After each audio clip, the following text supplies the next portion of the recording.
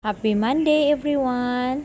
Char. Isahan natin ang Monday ng kasiglahan dahil bilang isang OFW, napakahirap bumangon sa umaga. Kasi pangarap ko lang ang bansang Taiwan dahil akala ko hindi talaga ako makakarating dito kasi lack of money. Sa next video ko, ikukwento ko sa inyo kung paano ako nakarating dito sa Taiwan. Ang araw na to, pupunta ako sa palengke at nakalimutan ko pala na Monday. Pag Monday kasi dito, wala masyadong palengke. Yan, pag Monday dito, nagsasara sila. Parang kumbaga yun yung holiday nila ba pag Monday.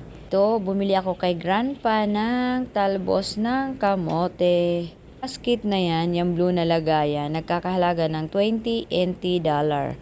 I-convert ko mamaya sa piso kung magkano ang 20 NT dollar sa piso. Pero mas gusto pa rin namin mamalengke sa gabi. After duty namin. Off duty namin is 7 p.m. Kasi 7 a.m. to 7 p.m. ang aming duty. So after duty, mamalengke na kami. After nito, pupunta ako sa PX Mart. Ang PX Mart ay isa sa mga groceries dito sa Taiwan. Bibili ako ng karning baboy dito. Kasi dito, minsan nagle-less price sila. Kaya naabangan kong magle-less price sila, saka ako bibili. Kasi dito, ang mahal ng karning baboy.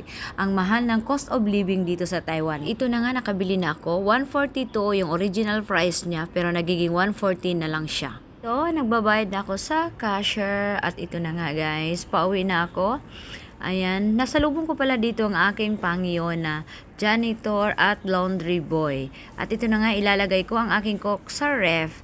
Thank you for watching. Please follow my page for more updates.